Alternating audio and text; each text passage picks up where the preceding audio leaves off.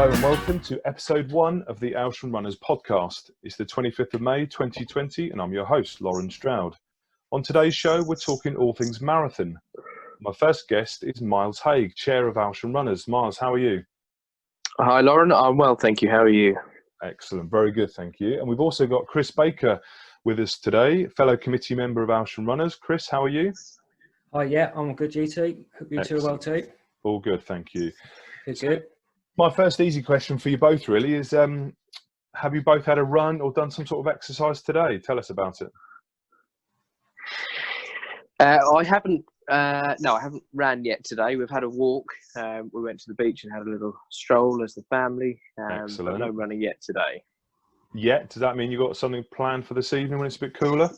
Yeah, I'll have a little trot out this evening in the fading light, catch a sunset. Beautiful, lovely. And what about you, Chris? Yeah, I've done a 30-mile bike ride this morning, and then got back, then going down the wreck with Charlie, and then get a fire call. So off I go on another little bike ride to the fire station. No way. Was everything all right? It might be a silly question. Yeah, we were supposed to go to a big incident, but got stood down because a car accident just happened down the road, so we got diverted. So okay. Much better. Yeah.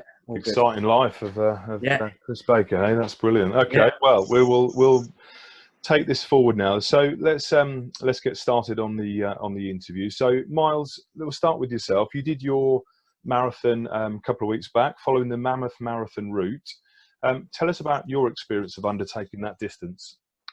So for me, the Mammoth Marathon route last Sunday was supposed to be the day that the event was due to take place. An event that I believe Chris had entered as well, hence us both running our marathons on that day.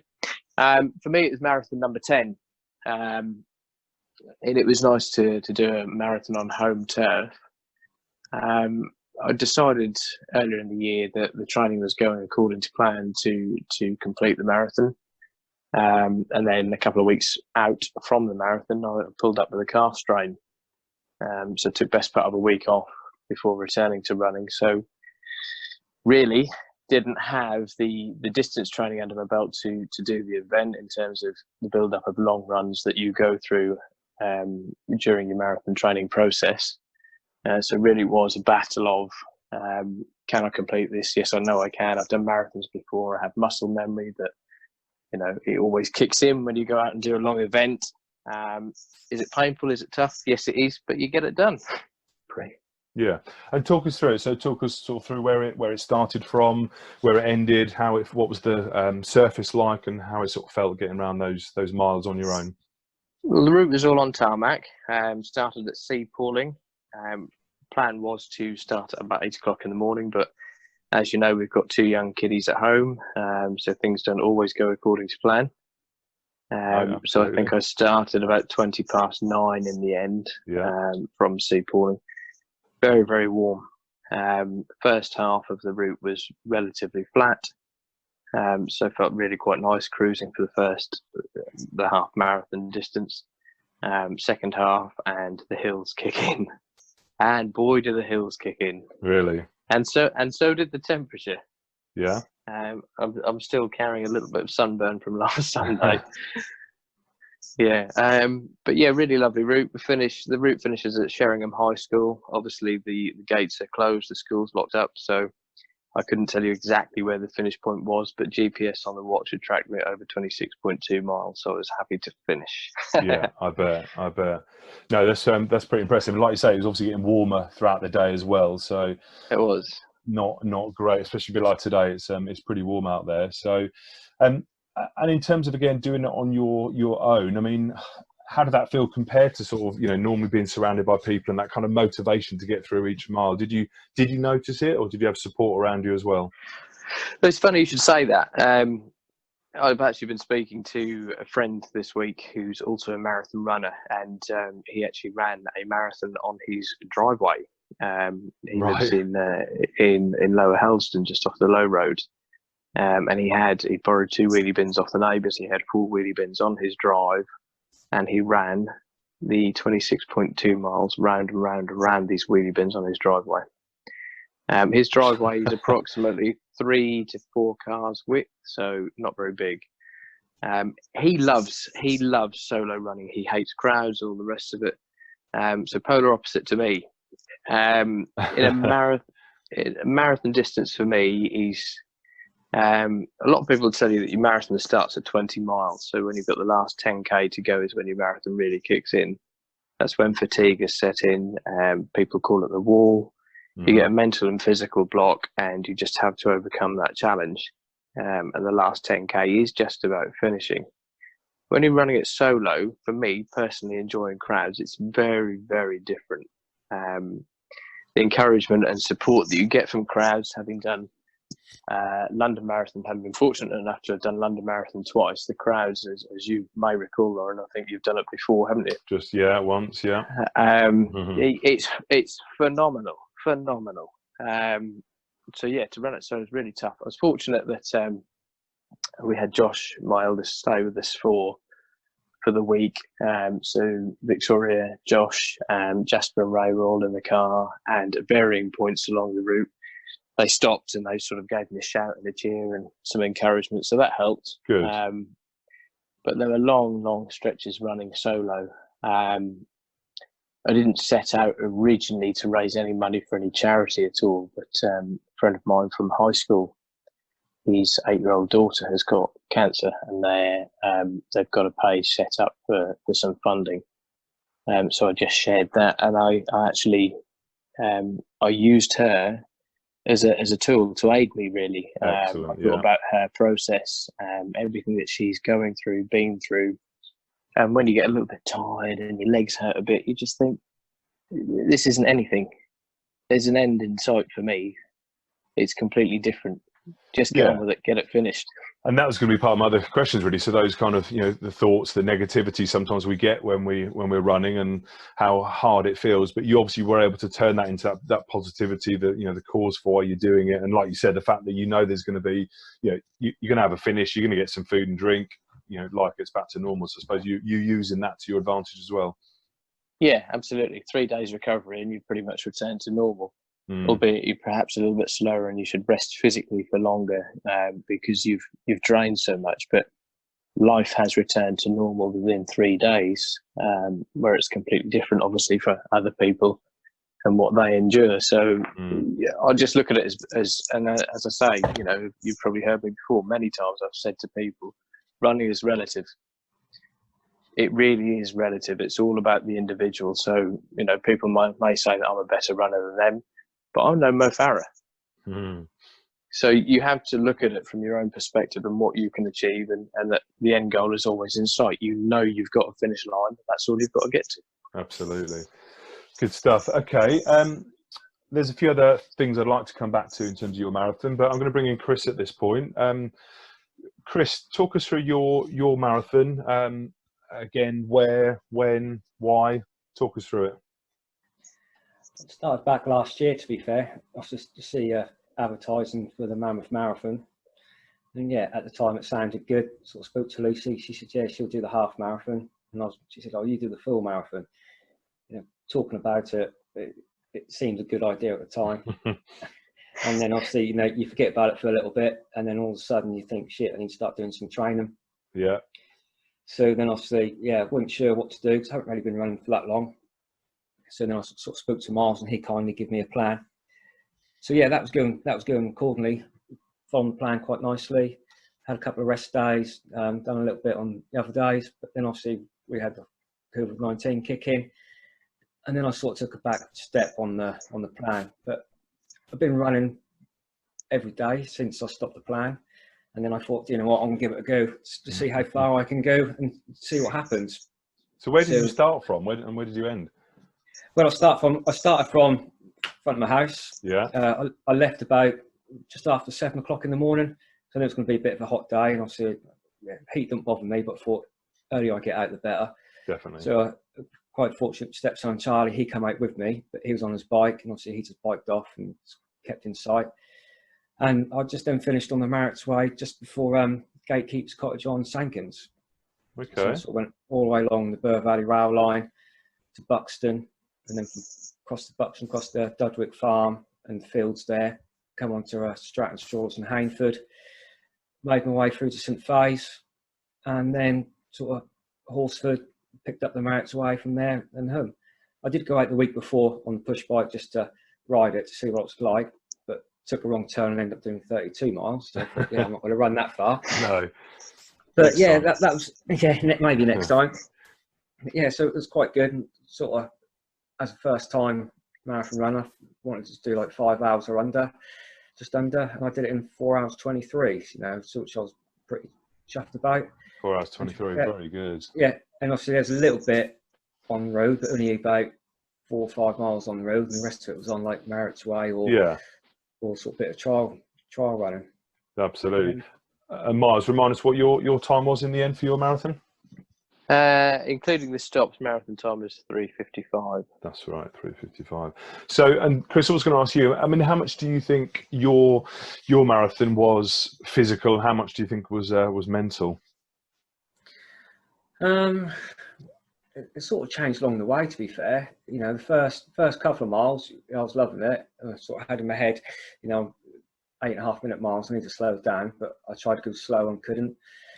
Then I sort of went up to about 9 minute miles, which was fine. But as Myles said before, it's that last sort of 10K, last sort of 6 miles home, it sort of had a few mind games. Yeah. I'd done the Marriott Way 10K last October.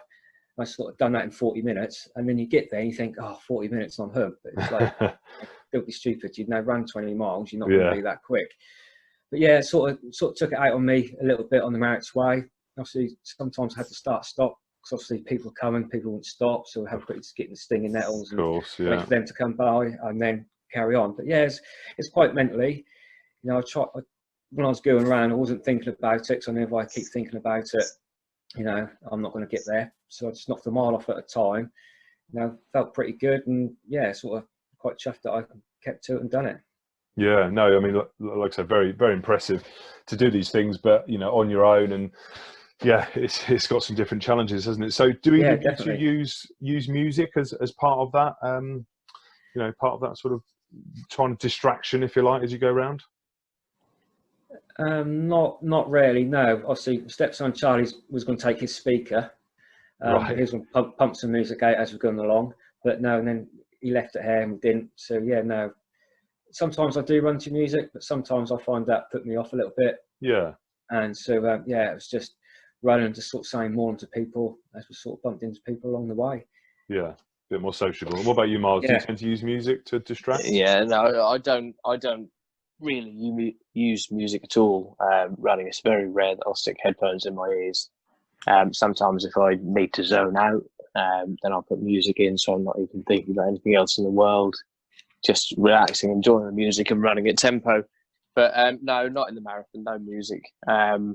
What I generally tend to use instead of music is a countdown. Mm-hmm. So for me, it's the first 16 miles of the marathon don't count. And that sounds ridiculous, but they don't count. I get to 16 miles, then I've got 10 miles to go and I count down. That's what I do. For me, it's a 10-mile run, countdown from there. The first 16 was a warm-up, it's gone, it's forgotten about. Now your race starts, 10 miles, countdown. It seems to work until, as we said earlier, and Chris sort of agreed there, is the last 10K when it gets tough. Yeah, very tough. Yeah, and you have to use everything you can, I suppose, to pull yourself through.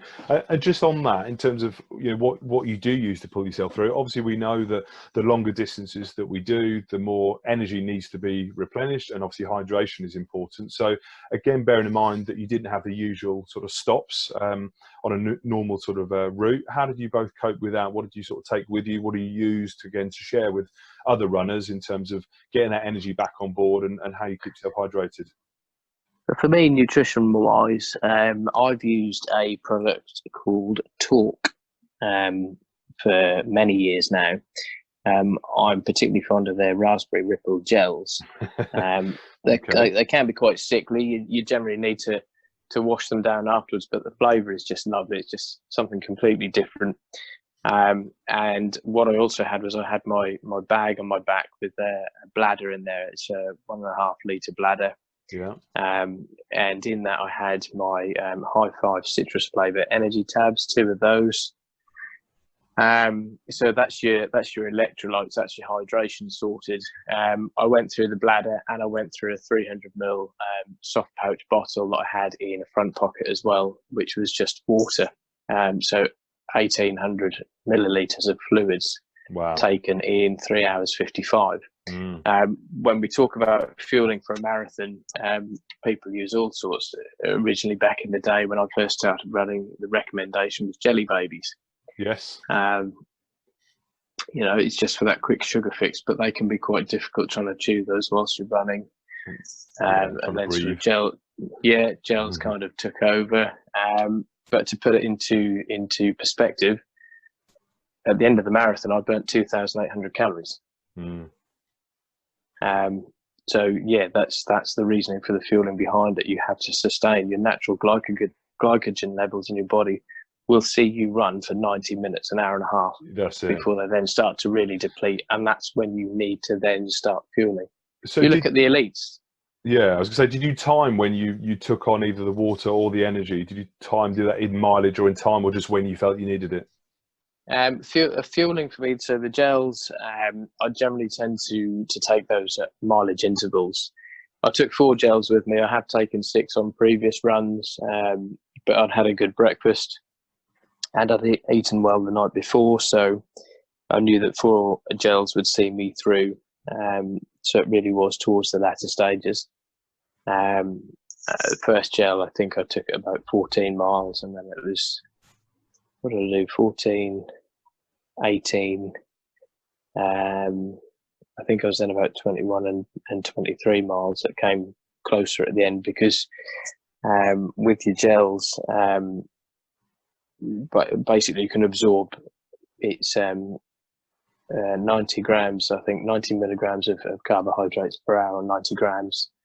It is 90 grams per hour. So you look at gels that have 30 grams of carbohydrates in. So if you can absorb 90 in an hour, you're taking 1 every 20 minutes. Yeah, that makes sense. That will sustain you, and it'll keep your muscles working. But I take less than that. I don't know why. I just do. I think some people get stomach upsets and what have you if they take too many gels. So definitely, you still want to digest. Mindful of the fact it's just a little treat. It's the little pick me up. Yeah, you don't want to be uncomfortable either, do you? So, and what about you, Chris? So what was your sort of either hydration or energy? How does that work for you around the course? Yeah, I bought a bladder as well to put in my bag. Obviously, I only put about 1,500 millilitres in that. I did take a little 500 millilitre bottle of water with me. Obviously, Charlie took that for me. I didn't really have anything to, like, especially drink till about mile 10, mile 11. You know, because I get on my head if I keep drinking. I need to keep stopping for the toilet. Yes, yeah. And obviously, to be fair, the time I left, it was quite cool. I think I woke up about 5 o'clock. I had sort of like made myself like a protein smoothie for my breakfast. Let that settle, and then obviously went out. I think it was about mile 12, 13. I sort of had a bit of a gel as well. And then sort of mile 20, I had a gel. But yeah, unfortunately for me, they did sort of, I think that was either that or the protein shake that sort of upset the stomach a little bit. Did it? Mile 20, I was really struggling. Obviously, nowhere to go for the toilet. Sort of ran for another mile and sort of eased off. But then obviously when I got nearer to home, you know, I think, oh yeah, I'm nearly home. So it then sort of kicked in a bit again. But yeah, no, I took some water with some science and sports powder in there, and just some of their gels. I took 4 gels as well, but only used 2, so I didn't want them to sort of make my stomach any worse. And I also took a bag of chilled Haribos, but again, Charlie ate them on the way when we nearly got home, so I didn't even open them. But yeah, it's just as the first one, I didn't really know. Now I'm still sort of experiment, you know, what agree with me and what don't agree with me. Yeah.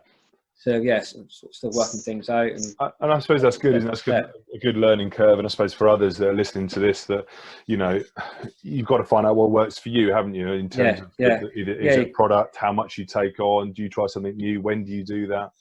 Yeah, definitely. Because I can't say, I know I'll have everything that Myles have, because that might work for him, but it won't work for me. And it might not work for whoever. So you've got to try and experiment what you can work. So stuff works for me, but Lucy hates the gel. She can't get on with them, but you know, I find them fine. But yeah, it's just, you know, you've got to mix and match and find what was right for yourself. Yeah, definitely. I echo that. You always trialing new products is always done on a training run. Always done on a training run. You don't Absolutely. ever put a new product into yourself when you're about to race an event, because it's as Chris found out, maybe for a couple of reasons, but there is a lot around gels causing upset stomachs, and it's you don't want to find out the hard way that it doesn't just agree makes with it even harder, doesn't it? The whole thing's hard enough as it is, but yeah, if your stomach's cramping up tight, it's horrible, isn't it? Absolutely. And you touch on this a bit, I think both of you at the start, in terms of expectations and targets for these particular marathons. Like I said, you both had slightly different circumstances, but and thinking about the times that you hit, and I know some people would think, look, just doing the first marathon, especially just completing it, is going to be the achievement, but they've always got in the back of their mind perhaps a little bit of a time target. What were your sort of targets for this particular event, and do you think you were on course, behind course, and perhaps what were the reasons for that? Well, I was bang on course. Yeah. I only set myself, having not trained adequately for the marathon, and with the weather conditions, I don't like running in the heat anyway. I had in my mind a sub 4. It's all I wanted to achieve on the day. So sub 4 was your aim. Yeah, my marathon PB still sits at 3:21, which was my first ever marathon. Right. There'll come a time where I've entered a marathon, everything will be right. There won't be a coronavirus or something stopping the world. Yeah. And I'll be able to train sufficiently to be able to go out and look at achieving a PB. Yeah. But this year hasn't gone that way. So just to go out and do a sub 4, I'm well happy. Very, very proud of Chris, though. I've said to him personally, as we've messaged each other afterwards, really, really proud of him to set yourself a target of going to run a marathon on your own. Well, exactly. As your first marathon. Yeah. As your first ever marathon. It's nuts. It's crazy. But it's also, it's phenomenal. It's set the bar for him. It's where can he go from there? Well, exactly that. And what was your target then, Chris? What was your aim, apart from obviously just doing it is a massive achievement? Yeah, well, first of all, I once completed it. Yeah. Then obviously sort of getting closer to the weekend, I thought, what am I going to aim for? Try and keep me going round. I thought sub 5, I'll be well happy with that. I did sort of have 4 hours 45 in my head. Especially going through the first few miles, I think, that was all right. Then when I sort of got over halfway, that was fine. It's just sort of the last, say, 6 miles, 10K, sort of struggled. But when I got there, I was sort of well ahead. I know it's going to take me all this long to get there. It's going to take me a bit longer. But to come in at 4:23, I was well impressed. Good. Sort of doing it on my own. Yeah. I was well happy with that, and just something to improve on, and take out from this what I can do for the next one. That's the funny thing, isn't it, Chris? The mentality is then, well, I've done this now. Yeah. What could I actually achieve? That's right. What next? With the whole circumstance being right, with the training right, with the fueling right. Yeah. And if I ran on road as well, on proper road, instead of running on sort of like trials, I could have done a little bit, knocked a few more minutes off. But as I said, it's the first one. A year ago when you started running, I never thought I'd run a marathon. I played football. I do a bit of cycling, but you can't compare them two sports with running. It's completely completely mindset. I just want to ask you a question, if I can, quickly, Chris. Yeah. Go back to the Dinosaur Park, the Raw half marathon that we did. Was it February? Was it February time that we did that? Yeah, it was sort of end of February. So you finished that. That was your first half at the time? First half race, yeah. So when you finished that, what was your mindset when you then thought about the Mammoth Marathon? You've got to do double that distance. What did you think? Obviously, it's quite hard, I have run half marathons before. I run to work a couple of times, but that's, again, you're on your own, so there's nothing to I have in my head that when I'm running, like even the park run, I'm running, then I see people in front of me and I try and pick them off as I go. There's something to aim for. I also couldn't do this for the marathon. Half marathon, it worked quite well. Again, I was quite surprised how well I did in that. And I thought, what could I do for a marathon? So I doubled the time. Then I had like another 45 minutes on. So I was just over 4 hours. I think I was about 1 hour and 42 for the half marathon. So I was sort of around about 4.5, 4:45. That's where I got my target time from. Yeah. So then I thought, 30 miles. yeah, that did take it out on me a little bit. And to be fair, the route I'd done the other Sunday was mainly flat, a few hills, but not as many as would be for running the Mammoth Marathon course. So it was a little bit easier. But yeah, no, it's just think, yeah, as soon as I finished, yeah, I can hopefully do a marathon and then go from there. Great job. Just moving on away from our experiences of actually undertaking the marathon. Talk us through a little bit, each of you, about the training side of it, because obviously that's clearly what a lot of our members really get benefit from, obviously being part of Aylsham Runners and sharing training plans. We've been very good at that on Facebook and different ideas for different events. So give us an idea, a flavour of whether it's a 4, 8, 12-week block leading up to the marathon. What did your sort of training weeks tend to look like? Myles, we can start with you. Well, a training block traditionally for a marathon is 16 weeks. Mm-hmm. I've never once followed a 16-week plan. It's predominantly because I do a lot of longer runs anyway. Weekends, I'm normally in a month do at least 2 double-figure long runs. So anything 10 miles plus. Yeah. So I've already got that base fitness and that distance in my legs before I go into a marathon training block. So my marathon training blocks are normally about 12 weeks. Okay.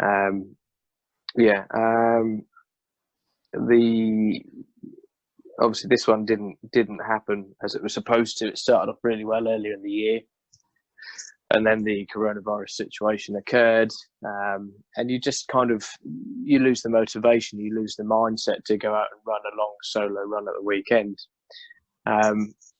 But it's really important, really important, if you haven't run a marathon before, to be able to get some long distance runs in, really, because you're building your legs up to sustain that level of energy, that level of effort for a sustained period of time. Chris, I sent you a plan. What did we have? 10-week plan, was it? Yeah, it was about 10 or 12-week plan, something like that. We were down to short on time, weren't we? Yeah, definitely. But it is what it was. I tried to follow it best I could. Monday, Wednesday, Friday, and Saturday was good. Obviously, Thursday I've done sort of effort sessions, and I didn't go out really to do too many runs in between that. But then, say, we got struck down by COVID-19, so then I sort of took it for granted that the marathon would be cancelled. And even then, I didn't even think I was going to run it on that day. I thought, no, that's gone, that's done. But then, I went out running every day. I think one month I clocked up about 160 miles, and I thought, you know what, I'm going to try and hit a marathon. I'm going to try and do it, and yeah, I did. You did. You did, as we've said, with the base mileage that I'd had for the year. Yeah, you can go out and run for a prolonged period of time. Yeah, it's just if you've followed a structured plan and you're building week in, week out, you're building your mileage up gradually. You're building that resilience. Yeah. Whereas you'd have probably found that the last 10K, had you and I both stuck to a more structured plan, we'd have probably found that last 10K easier than we did on the day. Yeah, definitely. And sort of the mileage I was sort of running around Aylsham, to be fair, quite a lot of them were 5K runs. I did do a few 10Ks. I did do a couple of half marathons. Yeah. So I sort of stuck roughly. And to be fair, I took one of the kids with me every time. So they've been stuck indoors. And, I thought, let's get them out as long as possible. They said, how far we're going? I said, I'll go till you get bored. So I had something to aim for. So like with little Millie on the bike, I went out for like 10 miles. I think she clocked up about 100 miles on a bike in 1 month. For a 9-year-old on a bike, she was well happy. And she was very impressive. Bless her little heart, you've worn her out. Yeah, right. So, but then that kept me. Great. Yeah, definitely. So that kept me company, and kept me doing it. So I had her bouncing off her. Yeah, let's get out then. Let's go and do some miles. Charlie come with me as well. We've done quite a few. I think I've done a couple of half marathons on a Sunday when he biked it, and he loved it. So that's sort of. Would you have said that you did an average of sort of 4, 5, sometimes 6 days a week? Would you have 1 to 2 rest days? I did. I used to have a Tuesday as a rest day. So I worked Tuesday nights, but sometimes I would just go out and just do a little 5K run. So sometimes I was doing 7 days a week. Sometimes I've done 5 or 6 days. All depends, I took the weather into consideration. If it was hot, we had some nice days. I've sort of walked instead of running. So so I sort of mixed it up a little bit. That's good. So, or even though you wouldn't perhaps have as many rest days, you would, like to say, you would reduce your intensity. You would do the walking, do some other bits just to keep yourself going, but not too strenuous.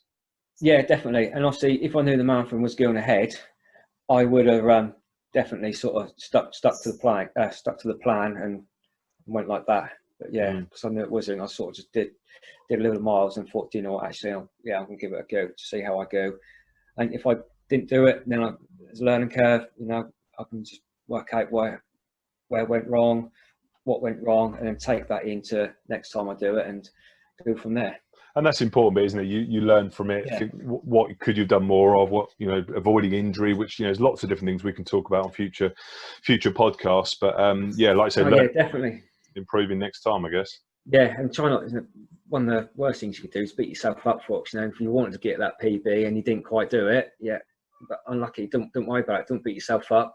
And there's always next time. Yeah, some people do really sort of take it out on themselves and the same for me.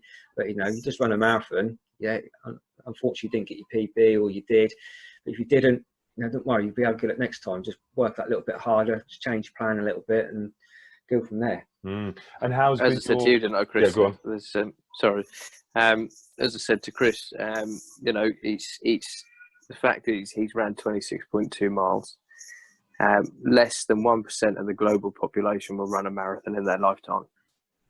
Yeah, that's how big the event actually really is.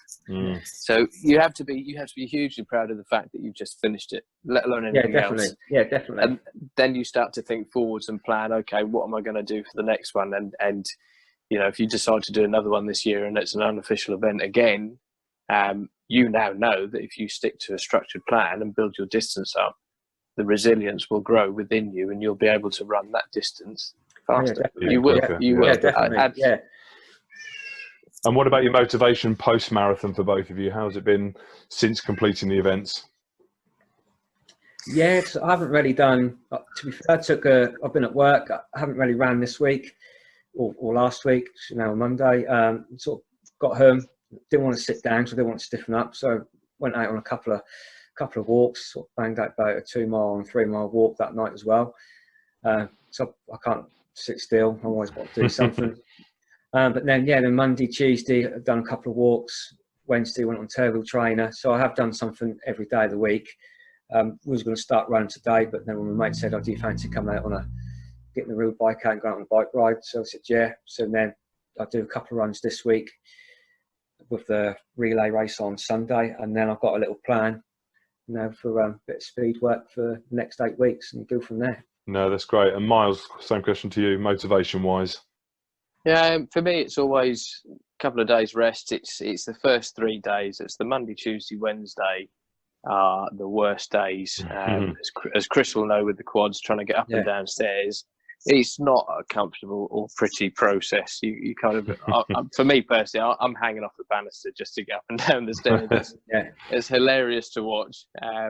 Wishing you had a stair lift. Yeah, definitely. The Monday morning, or at some point during the Monday, I went for a walk with Victoria and the children. I had to keep asking her to slow down. Self-consciously, I was walking thinking that people are looking at me like I've probably soiled myself or something, because you walk such stiff legs, you're not sort of really bending from the knee. As awful as that sounds, I just feel very self-conscious about it after I've done a marathon. So it just feels so silly.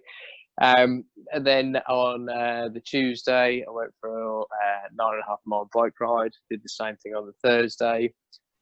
Saturday, we did our virtual 5K. I took that a little bit easier than I'd want to ordinarily.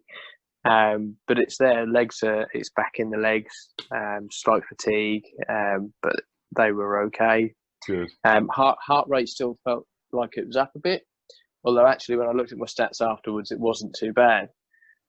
So I then yesterday went out for a 5.5 mile run, steady tempo, about 7.5 minute miling, and that felt really comfortable. So things are good.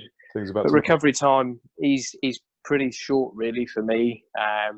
As long as my heart is playing ball, I'll get back into it straight away. Now we're into a new week. I'll be back into the speed work, and then obviously the relay on Sunday. Well, yeah, and that's a nice little segment into that. Really, that was going to be the last thing we talked about. So thanks to Chris as well for mentioning that. So yeah, Myles, tell us more about this this relay next Sunday, the Alex Moore 16-hour relay race. Obviously, Aylsham Runners are going to be participating in that event, so which I will be doing it as well. So tell us a bit more about it. So a little bit of history on the event. The Alex Moore relay is the memorial relay based on a young lad called Alex Moore that sadly passed away at the age of 24 in a skydiving accident in 2003. So the event has ran for many years now. It used to, or would ordinarily, start at the Skite and Goat. But obviously, with current situation in the world, that's not happening. So Abby brilliantly has decided, let's put this forward to the club, which everybody has taken up on. We've seen some phenomenal numbers from our club members and wanting to take this on next Sunday, which is fantastic. And absolutely, the more the merrier. It doesn't matter whether there's a structured team or if people are going out and running. We want everybody to run at any given time during the day, as per the spreadsheet. From what I understand, we're supposed to all take in inverted commas, a baton as such that would normally be passed on in a normal relay. But as I understand it, it's the weirder the better. Take anything with you. Take a banana, take a flask of tea, take anything silly that you possibly can. That you're happy to run with. That you're happy to run with, that's not going to obstruct your running, that you're prepared to carry for an hour. So I wouldn't advise sort of a 2-kilo bag of sugar, really, unless you keep switching hands. But yeah, take something weird with you. You've got an allotted hour, starts on the hour, finishes on the hour. And what we want members to do is to take a photo, start of their hour, end of their hour, and obviously record their time as well, and send that through. The details will be out during this week as to where to send it through, as well as contact numbers. What we're hoping to do, or what we are going to do, is get some routes together for people that may want to run routes that live in Aylsham. The suggestion has been made that we try and incorporate Hayden Road as much as possible, so that we can get some support on that road. Obviously adhering to social distancing. So if there are people that are local that want to do that route, fantastic. If there's people that want to support, i.e. biking with runners, actually just standing out and cheering people on as they are running. We have to remember that for a lot of our members, an hour's run is a long run. Yeah, definitely. It's a long, long run. And, I believe wholeheartedly that there isn't one of our members that couldn't run for an hour. It's just we have to remember the fact that these runners are going to be running their hour on their own. So if you're looking for support, help, somebody to run with you, somebody to bike with you, then by all means give us a shout, get in touch, and we will make it happen. Good stuff. And obviously it's 16 hours, so all the 16-hour slots that have all been covered, I think at least twice, maybe more than that, haven't they, from the club? Yeah, as good as I've seen on the spreadsheet, definitely. Great stuff. And Chris, obviously you'll be there as well? Yeah, I'll be taking part. I think I'm going from 10 o'clock, so just as it starts getting nice and warm. I haven't decided what I'm going to run with us yet, but yeah, I've got a few more days to work out what I'm going to take. But yeah, looking forward to it. Looking forward to getting back into my running. I think that's the thing. You've now got something to work towards, haven't you, for next week? So I think that's that all makes perfect sense. Great stuff, guys. I think that's probably time to wrap it up. So thank you, obviously, to Myles and to Chris for this first Aylsham Runners podcast. Hopefully, we'll all be, hopefully you'll be listening to the next one, which we'll hopefully be talking about the how the event had gone, the relay race, and how we all did. And I say thanks to you two, and speak to you both soon. You're very welcome. Good to speak to you. Thank you very much. Thanks, guys. Cheers. See you soon. Bye bye. Yeah. Take care. Bye bye.